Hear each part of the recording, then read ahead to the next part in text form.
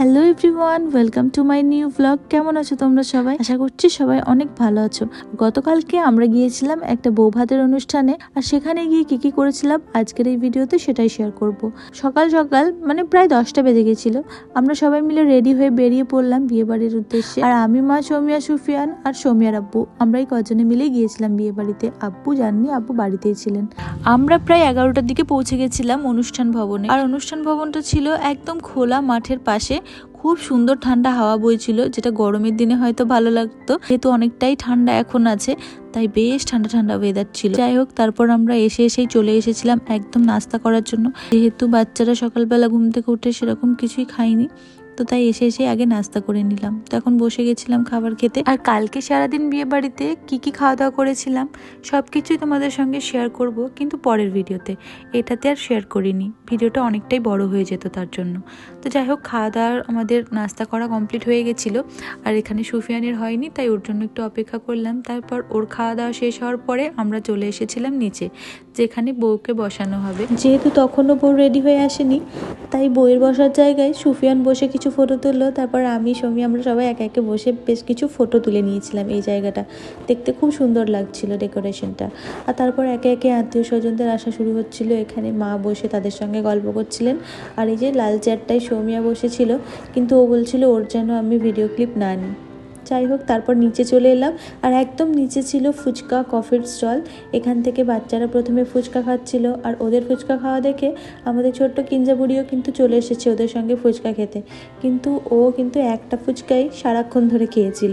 যাই হোক, ছোটো মানুষ যেটুকু খেতে পেরেছে ওতেই ওর খুশি। আর তারপর ওদের খাওয়া শেষ হলে আমিও এখান থেকে 2টো ফুচকা খেয়েছিলাম। আর তো বললাম বাচ্চাদের যে একটু ভিডিওটা করে দাও, আমি ফুচকা খাচ্ছি, কিন্তু ওরা একদমই রাজি হলো না। সৌমিয়া সুফিয়ান দুজনেই বললো যে না, আমরা এখন করতে পারবো না, তো চলে গেল। কিন্তু আমাদের এই ছোট্ট কিঞ্জাবুড়ি আমাকে বললো দেন আমি আপনার ভিডিওটা করে দিচ্ছি।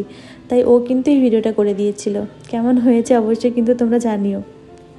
নাস্তা করে উপর থেকে দেখতে পেলাম এখানে একটা সর্ষের জমি আছে, তাই এলাম এখানে ফটো তুলতে। ভাবলাম যে ঠিক ঢুকে যাব, কিন্তু এখানে চারিদিক এভাবে ঘেরা আছে, তাই আর ভিতরে তো ঢুকতে পারলাম না। বাইরে থেকেই একটু দেখে নিলাম। ওই যে ওটা হচ্ছে লজ। আর এখন আমরা এখানটায় এসছি মাঠে ফটো তুলতে, কিন্তু হলো না। যাই হোক, কাউকে দেখালাম তোমাদের। তো চলো এখন ওখানে যাই, আর তারপর সারাদিন কি করছি দেখতে থাকো।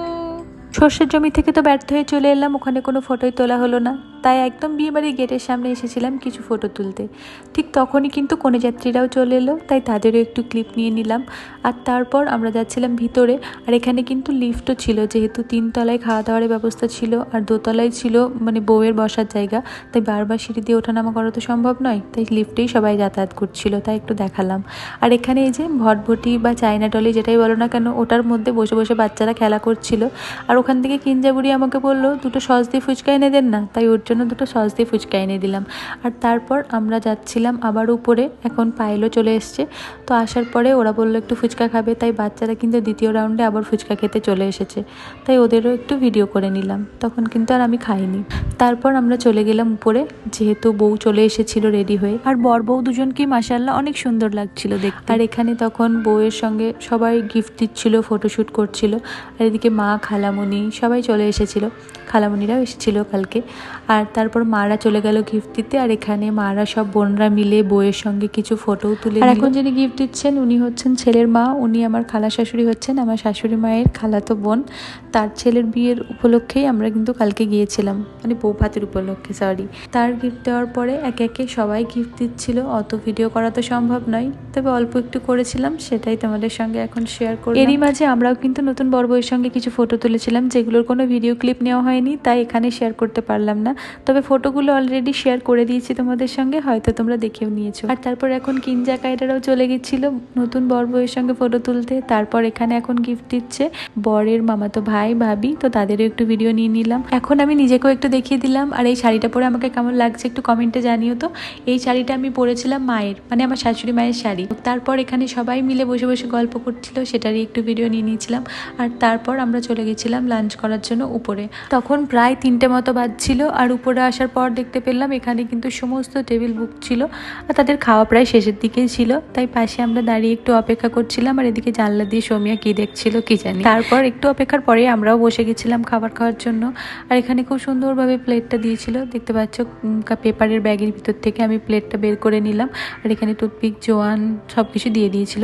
আর কি কি খেয়েছিলাম সেটা তো আগেই বললাম তোমাদেরকে, ফুল ভিডিও একটা শেয়ার করবো তোমাদের সঙ্গে খুব তাড়াতাড়ি। এখন আর কিছু বলছি না, তাড়াতাড়ি করে খাবারটা খেয়ে আসার পর দেখতে পারলাম এখানে কিন্তু সবার গিফট দেওয়া শেষ হয়ে গেছে, এখন বউয়ের কিছু ফটোশুট চলছে, সেটারই একটু ভিডিও ক্লিপ নিয়ে নিলাম। তারপরেও বেশ কিছুক্ষণ ছিলাম ওখানে আমরা, তখন যেহেতু সবার সঙ্গে গল্প করছিলাম সেজন্য আর সেরকম কিছু ভিডিও করা হয়নি।